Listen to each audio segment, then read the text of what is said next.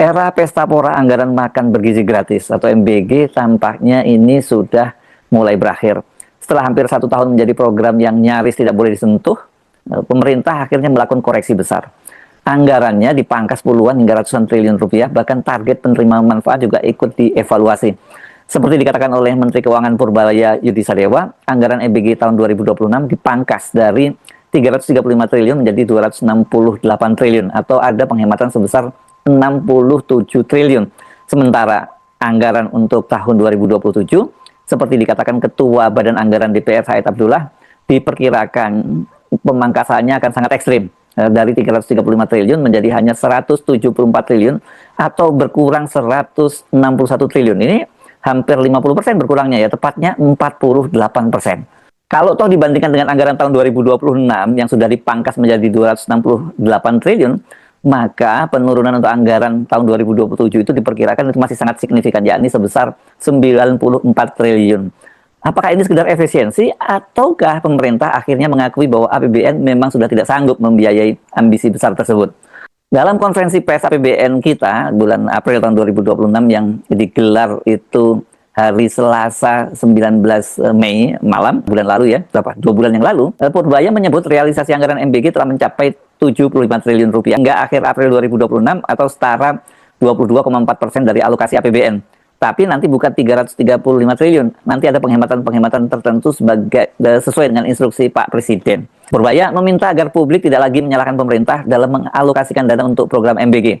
Kata dia, jadi jangan nyalain MBG lagi, kita sedang memperbaiki manajemen MBG dan cara mereka membelanjakan uang, katanya. Dari dana yang telah diserap, Purbaya mencatat jumlah penerima manfaat program MBG telah mencapai 61,96 juta penerima hingga April 2026. Ini melalui 27.952 satuan pelayanan pemenuhan gizi atau ini dapur dari MBG. Ini program yang bagus, akan kita terus dukung, tapi dengan peningkatan efisiensinya nanti ke depan, kata Purbaya. Komposisi anggaran program MBG untuk tahun 2026 itu mendapatkan alokasinya 268 triliun dari APBN utama dan 67 triliun dana tambahan. Total alokasinya meningkat sekitar 71 triliun yang disiapkan untuk tahun buku 2025. Informasi yang terbaru, Ketua Badan Anggaran DPR Said Abdullah memperkirakan kebutuhan anggaran program makan bergizi gratis pada tahun 2027 itu turun menjadi hanya sekitar 174 triliun. Angka itu, kata Said, dasarnya dari perhitungannya didasarkan pada kebutuhan jumlah satuan pelayanan pemenuhan gizi serta sasaran penerima manfaat program MBG. Yang pertama, kita ingin melihat dulu dari 27.000 titik SPG, seharusnya itu kan 21.000 kebutuhannya. Oke, itu satu. Kemudian yang kedua, kita tinggal hitung untuk melayani 84 juta siswa kita, sehingga hitungan saya kalau juga di luar anggaran pendidikan ada anggaran kesehatan yang masuk seperti umpamanya stunting, ibu hamil itu tidak lebih dari 174 triliun. Itu dikatakan Said Abdullah di gedung DPR RI hari ini, hari Senin tanggal 6 Juli 2026. Meski demikian, Said menegaskan angka tersebut masih berupa perkiraan. Pembahasan resmi anggaran MBG dalam program RAPBN 2027 bersama pemerintah baru akan dilakukan menjelang pengesahan APBN. Diketoknya nanti di bulan September. Kalau diketok sendiri palunya juga nggak laku. Masa Banggar sendiri yang ngetok? Kan harus bersama dengan pemerintah, kata dia. Ya, walaupun dia menyatakan itu perkiraan, tapi saya kira ini pasti hasil pembicaraan di internal DPR dan juga bersama dengan partner di pemerintah ya. Karena sebelumnya, Ketua Badan Gizi Nasional, Nani Deang, itu dalam rapat kerja bersama dengan Komisi 9 DPR RI telah menyepakati 4 langkah efisiensi anggaran untuk program makan bergizi gratis yang berpotensi menghemat anggaran hingga 2,6 miliar US dollar loh ini ya. Ini sekitar 40 triliun hingga 100 triliun. Apa saja ya langkah-langkah yang dilakukan itu? Pertama, evaluasi penerima manfaat. Jadi memfokuskan target pada pencegahan stunting dan nutrisi ibu hamil dengan opsi tidak lagi memberikan program MBG kepada siswa SMA atau sederajat. Ini bisa berkurang sampai 11 juta orang nih. Kemudian penyesuaian intensitas pemberian. Makanan hanya akan didistribusikan pada hari Senin hingga Jumat, sekitar 20 hari per bulan dan ditiadakan saat hari libur nasional maupun cuti sekolah. Kalau beberapa waktu yang lalu kan libur sekolah pun disuruh ambil ya ke sekolah. Yang ketiga, evaluasi insentif SPPG. Mengubah insentif untuk satuan pelayanan pemenuhan gizi yang sebelumnya disamaratakan menjadi 6 juta, disesuaikan proporsional berdasarkan jumlah penerima yang dilayani. Enak bener ya, berapapun yang dilayani pada waktu itu dapat 6 juta. Ini benar-benar memang kelihatan sekali kalau program ini program pesta pora ya, banjaan ya. Berikutnya, klasterisasi kinerja SPPG. Membagi SPPG ke dalam beberapa klaster berdasarkan kapasitas dan kinerjanya, sehingga besaran anggaran disesuaikan dengan hasil penilaian. Nah, selain itu, Kepala BGN Lani Ideang juga menerapkan moratorium atau penundaan pendirian dapur baru untuk mengoptimalkan operasional yang sudah berjalan. Nah, mengapa pemerintah terpaksa melakukan itu? Walaupun sebelumnya itu benar-benar nggak bisa dikutak-kutik lah ya, kalau gitu Purbaya pun bolak-balik kalau mau ngomongin soal pemangkasan anggaran MBG ini dia terlihat hati-hati ya. Pada waktu itu dia sempat menyatakan kalau maunya saya sih sampai 0% ya begitu ya. Nah, ini tentu saja kita mesti lihat angka-angka APBN, defisit APBN pada triwulan pertama 2026 tercatat sebesar 240,1 triliun. Angka ini setara dengan 0,93% terhadap produk domestik bruto PDB. Jadi dikhawatirkan ini akan tembus 3% ya kalau dalam 1 tahun ini. Nah, lonjakan ini terutama didorong oleh strategi pemerintah dalam mengakselerasi belanja negara di awal tahun guna mendukung program prioritas, termasuk MBG. Kabar baiknya, defisit APBN Indonesia per Mei 2026 tercatat turun menjadi 180,4 triliun atau setara dengan 0,70% terhadap produk domestik bruto. Angka tersebut masih terkendali dan berada jauh di bawah target pagu tahunan yang dipatok sebesar 2,68% terhadap PDB. Memang kemudian ada penerimaan negara yang melemah, kemudian dilakukan efisiensi kementerian, kemudian juga dilakukan penundaan berbagai proyek. Dalam kondisi seperti ini, pemerintah praktis tidak memiliki banyak pilihan selain memangkas program yang selama ini menyerap anggaran terbesar. Ya apalagi kalau bukan MBG, kan yang banyak disoroti MBG dan KDMP ya, Koperasi Desa Merah Putih. Ironisnya, ini saya ngomong konteksnya ke belakang ya, di saat negara harus menghemat anggaran, program ini justru berkali-kali diterpa dugaan penyimpangan, mulai dari persoalan tata kelola, dugaan korupsi, berbagai persoalan operasional di lapangan. Ya misalnya kalau kita lihat dalam setahun terakhir itu kan, yang paling mengejutkan tentu saja korupsi yang dilakukan oleh Dadan Hindayana dengan 2 orang wakil kepala BGN, yakni Legend Purnawirawan TNI Ludwig Fusung dan Irjen Pol Purnawirawan Sony Sonjaya. Belum lagi soal pengadaan ya, pengadaan motor trail dan sebagainya, juga masalah dapur yang ini terlihat ini jadi bancaan dari para politisi dan juga.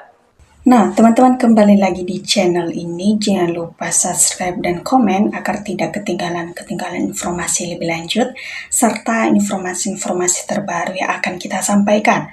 Nah, teman-teman, dalam cuplikan-cuplikan video tersebut ya sangat-sangat menarik sekali untuk kita bahas yang mengenai tentang info terbaru ya, era pesta pora MBG berakhir ya, anggaran yang dipangkas di situ hingga ya Rp 161 triliun dan hampir itu 50% teman-teman.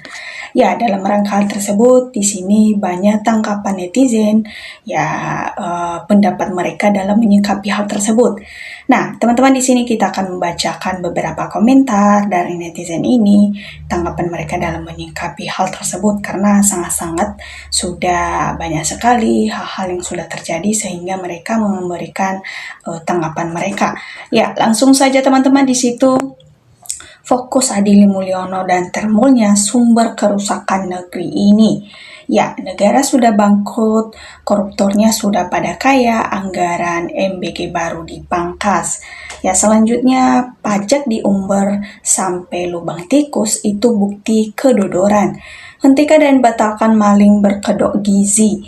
Ya, sebenarnya MBG ini ya, makanan bergizi ini memang sangat-sangat kita apresiasi karena dibagikan kepada anak-anak, namun ya tidak tepatnya karena itu banyak menghabiskan dana dan itu udah pasti banyak mengorupsi akan hal tersebut.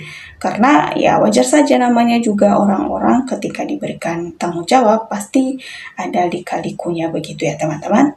Ya, audit dong Pak Menteri, jangan kalah sama perusahaan kecil sekelas Menteri, masa nggak berani audit BGN ya di situ ya. Galang dukungan untuk Dokter Tifa. Ya, lebih baik proyek makan ini ditiadakan saja, bukan cuma dipangkas. Jokowi harus diadili. Ya, mereka udah kenyang juga sih.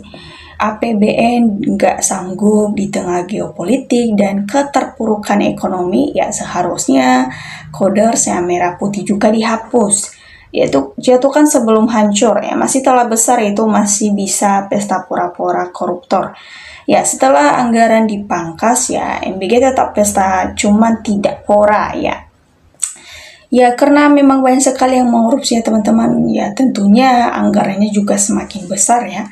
Namun makanannya atau kualitasnya masih kurang bagus di beberapa daerah, nggak semua sih teman-teman. Ya, Prabowo baik hati sama koruptor, akibatnya negara boncos. Ya, bukan dipangkas, emang nggak punya duit. MBG dan Kopdes ditolak seluruh Indonesia, mahasiswa bangkit. Ya, kalau Indonesia ingin sejahterakan ya tutup MBG, tetap rawan korupsi. ya batalkan total MBG dan KDMP. Ya, semuanya harus diaudit juga. Sehat selalu, Bung Husbetor Arif di sini. Ya, itu memang banyak hal-hal yang sudah kita lihat ya teman-teman. Batalkan dan hapus MBG dan kenapa tentang korupsi. Ya aneh ya, sudah rugi besar, uang pajak amblas baru diatur ketat.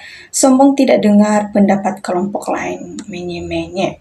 Gak usah ada MBG, nyatanya anak-anak bisa makan, yang penting lapangan kerja banyakin, supaya orang tuanya bisa ngasih makan anaknya. Ya setuju sih dalam satu komentar ini ya teman-teman, itu banyak membantu kalau memang lapangan pekerjaan dibuka, karena kalau dibagi makanan seperti itu ya sama halnya ya banyak yang mengkorupsi. Namun kalau lapangan pekerjaan yang dibuka ya otomatis banyak orang tua yang akan bekerja keras untuk memenuhi kebutuhan anaknya dan tidak ya mungkin mereka akan bersungguh-sungguh dalam pekerjaan itu, dan itu juga membantu orang tua serta membantu anaknya juga, dan tidak banyak yang korupsi dalam hal tersebut. Ya, koreksi juga KDKMP, ya kembalikan koperasi pada prinsip-prinsip koperasi yang diimpikan Bung Hatta, ya koperasi yang mandiri berbasis pada kebutuhan ekonomi anggotanya. Ya, di situ kita bisa melihat ya teman-teman,